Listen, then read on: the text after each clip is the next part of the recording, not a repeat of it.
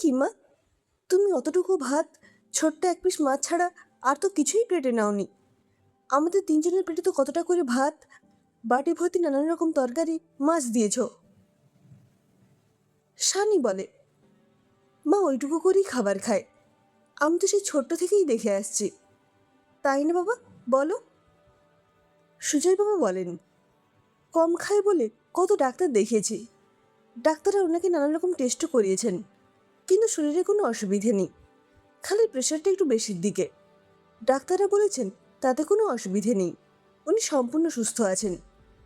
নিয়মিত ওনাকে একটু ফল দুধ খেতে বলবেন, তাহলেই হবে। কলি এই বাড়িতে এসেছে মাত্র 12 দিন।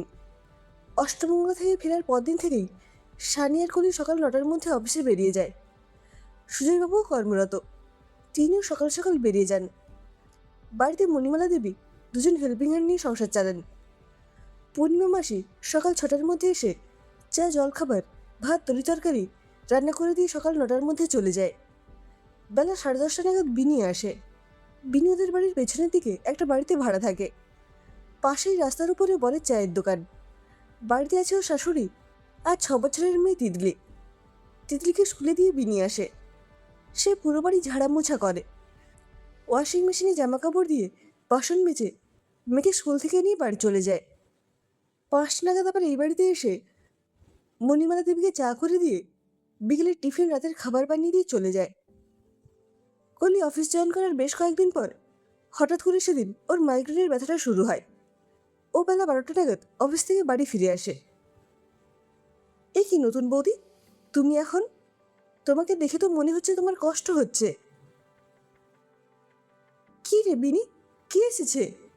এ কি বৌমা, তুমি এখন? আগে এখানে বসো। কলি বলে, আমার তেমন কিছু হয়নি, তোমরা ব্যস্ত হও না। আমার মাইগ্রেনের সমস্যা আছে, তাই হঠাৎ করে ব্যথা শুরু হতে চলে এসেছি। তা বেশ করেছে বৌদি, তোমার কিছু লাগবে আমি এনে দেবো? না গো বিনি, আমার কাছে ওষুধ আছে। মা, আমি ঘরে গেলাম, ওষুধ খেয়ে একটু ঘুমোলে তবে একটু কমবে। প্রায় ঘন্টাখানিক পর কলির মনে হয় একটু চা খেলে ভালো লাগবে।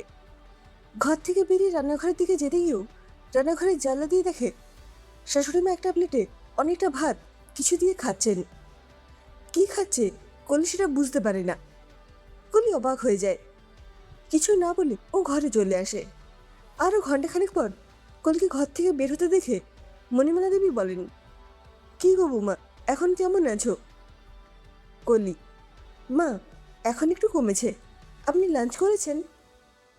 না বৌমা, আমি এখনও খাইনি। তোমাকে কিছু খেতে দিয়ে তারপর খাবো। তোমার এখন কি খেতে ইচ্ছে করছে বলো, বানিয়ে দিই। কলি ওনার কথা শুনে অবাক হয়, কিন্তু খাওয়ার ব্যাপারে কিছু বলে না। শুধু বলে, না না মা, তোমায় কিছু বানাতে হবে না এখন, অল্প একটু ভাতই দাও। মণিমালা দেবী 2টো প্লেটে ভাত নিয়ে আসে। কলি দেখে তার প্লেটে ভাত, বাটি করে ডাল, একটা তরকারি আর মাছের ঝোলের 1 পিস মাছ। আর শাশুড়িমার প্লেটে অল্প পরিমাণে ভাত, ভাতের ওপরই ডাল দেওয়া রয়েছে, তার পাশে একটা মাছের পিস। কলি কিছু না বলে চুপচাপ খেয়ে নেয়। মণিমালা দেবী বলেন, এখন আর কোনো কাজ করো না বৌমা, পারলে আর একটু ঘুমিয়ে নাও, শরীরটা ভালো লাগবে। পরের দিন সকালবেলা কলি চা খেতে খেতে বলে, আমি আজ ওয়ার্ক ফ্রম হোম করবো। মা, আপনি যখন জল খাবার খাবেন আমাকে দিয়ে দেবেন। মণিমালা দেবী বলেন, আমি তো জল খাবার খাই না বৌমা, তুমি যখন খাবে তখন বলবে, আমি দিয়ে দেবো। সানিয়া সুজয়বাবু অফিসে বেরিয়ে গেলে কলি ওর ঘরে এসে দরজাটা ভিজিয়ে দেয়।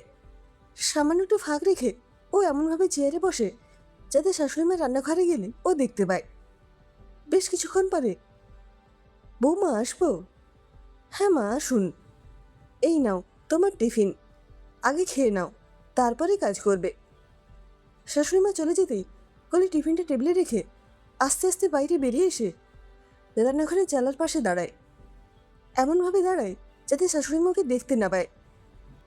কলি দেখে উনি একটা প্লেটে বেশ খানিকটা ভাত আর আজ যা যা রান্না হয়েছে সব কিছু প্লেটে সাজিয়ে গ্যাস ওভেনের পাশে যে জায়গাটা আছে ওখানে দাঁড়িয়ে তাড়াতাড়ি খেতে থাকেন।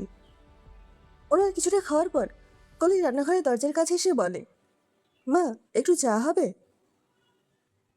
মণিমালা দেবী কলিটাকে চমকে ওঠাতে ওনার হাত থেকে প্লেটটা মাটিতে পড়ে যায়।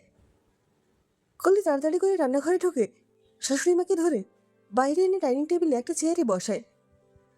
মণিমালা দেবী চেয়ারে বসে দুহাতে মুখ ঢাকে। কলি বুঝতে পারে উনি ভেতরে ভেতরে খুব কষ্ট পাচ্ছেন আর কাঁদছেন। কলি কিছুক্ষণ ওনাকে কাঁদতে দেয়। একটু পরে কলি শাশুড়ি মাকে জড়িয়ে ধরে, ওনার মুখটা ধরে বলে, মা তুমি এত কষ্ট পাচ্ছ যখন, মনে হচ্ছে তোমার ভেতরে কোনো কষ্ট থেকে তুমি এমন করো, এমন করে লুকিয়ে লুকিয়ে খাও। বলো না মা, আমাকে তোমার নিজের মেয়ে মনে করে আমাকে বলতে পারলে তোমার কিছুটা কষ্ট মনে হয় কমবে। অনেকক্ষণ পর চোখের জল মুছে তিনি আস্তে আস্তে বলতে শুরু করেন, আমার জন্ম হয় একটা নিম্ন মধ্যবিত্ত যৌথ পরিবারে। জ্যাঠা আর দুই কাকা মোটামুটি ভালোই রোজগার করতেন, কিন্তু আমার বাবা একটা সামান্য বেতনে চাকরি করতেন। তিনি তার রোজগারের বেশিরভাগ টাকাই তুলে দিতেন ঠাকুমার হাতে। সামান্য বেতনের রোজগারের ভাইয়ের দুটো মেয়ে 10 বছরের পর আমি হতে তারা আমার বাবা মাকে কথা শোনাতেন। আমি যখন বড় হলাম মানে বুঝতে শিখলাম যে জ্যাঠা কাকাদের ছেলেমেয়েদের থেকে আমরা সব অংশে কম। তারা ভালো বেসরকারি স্কুলে পড়ে আর আমরা 3 বোন সরকারি স্কুলে পড়তাম। স্কুলে যাওয়ার সময় যখন বড় দালানে একসঙ্গে খেতে বসতাম তখন দেখতাম তাদের পাতে গরম ঘি ভাত দিয়ে আলু সেদ্ধ আর একটা গোটা ডিম, আর আমাদের 3 বোনের পাতে ভাত আলু সেদ্ধের সঙ্গে একটু ডিম দিয়ে মাখা। তাদের সামান্য ঘিয়ের গন্ধও কোনোদিন পেতাম না।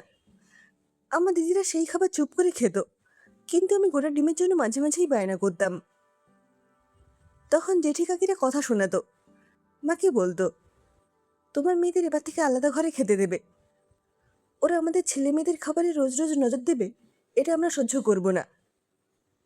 যখনই ওদের সঙ্গে দুপুরে খেতে বসতাম দেখতাম ওরা সবসময় বড় মাছের পিস, বাটি ভর্তি মাংস, তরকারি দিয়ে ভাত বা রুটি খেত, আর আমাদের 3 বোনের পাতে ভাত বা রুটির সঙ্গে সামান্য পরিমাণ তরকারি দেওয়া হতো। এমনকি মায়ের পাতে কোনো কোনো দিন আমাদের মতো সামান্য তরকারিও জুটতো না।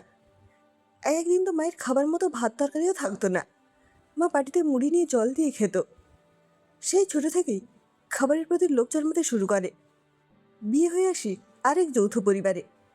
এখানে খাবারের কোনো অভাব ছিল না, কিন্তু বাড়ির মেয়ে বউরা যে তাদের বাড়ির ছেলেদের সমতুল্য খাবার বা তাদেরও যে নিজস্ব কিছু প্রয়োজন বা শখ থাকতে পারে সেটা তারা বুঝতেন না। শ্বশুরমশাই ভালো রকম বাজার করতেন, রান্নাও হতো নানান রকম।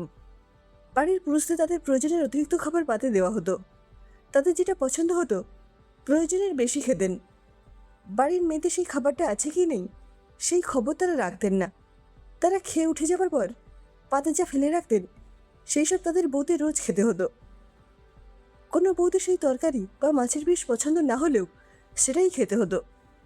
বউদের খাবার নষ্ট করার কোনো প্রশ্নই ছিল না।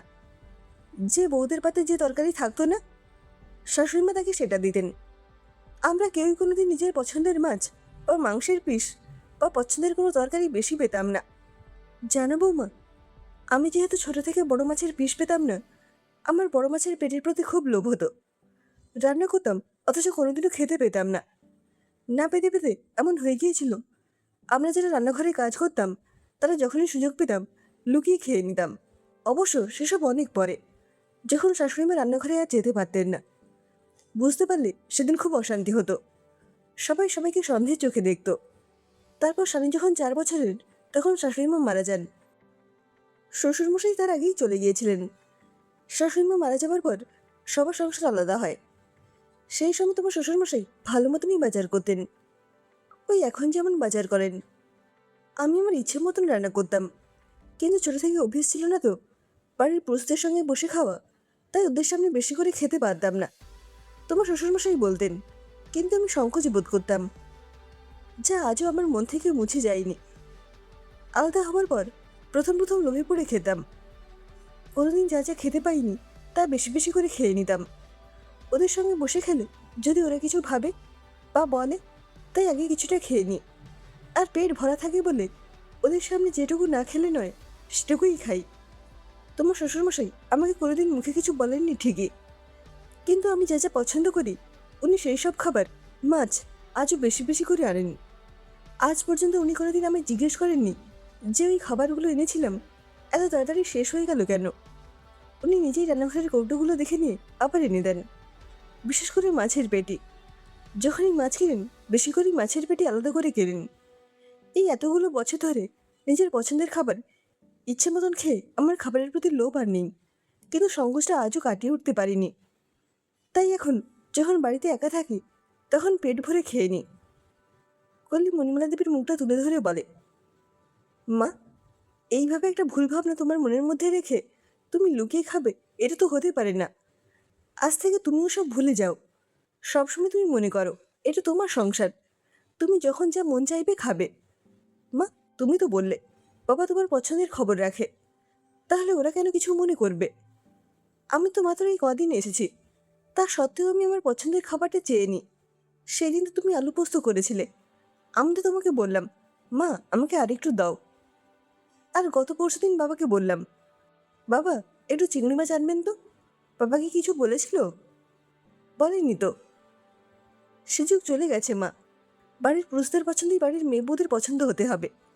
আমি তো ওনার ছেলের বউ, তাতে উনি যদি কিছু মনে না করেন, তবে তুমি তো ওনার এত বছরের বিবাহিতা। উনি তো দেখে এসেছেন আগের বাড়ির বড়দের নিয়ম, তাই তো উনি তোমার পছন্দ বুঝে গেছেন এত বছরে। চলো ওঠো মা, এসো আমার সঙ্গে। কলি হাত ধুয়ে নিয়ে দুজনের প্লেটে সমান ভাত তরকারি মাছের পেটি নিয়ে আসে। বলে, এখন আমার সামনে তুমি খাও, রাতে কিন্তু আমাদের সবার সঙ্গে বসে খেতে হবে, কেমন? ডিনার টেবিলে। কি ব্যাপার গোমা, আজ বুফে সিস্টেমে ডিনার? কলি বলে, এই ব্যবস্থাটা আমি করেছি। বুফে হলেও ব্যাপারটা একটু অন্যরকম। আজ থেকে আমরা তোমাদের প্লেটে খাবার তুলে দেব, আর তোমরাও আমাদের প্লেটে খাবার তুলে দেবে।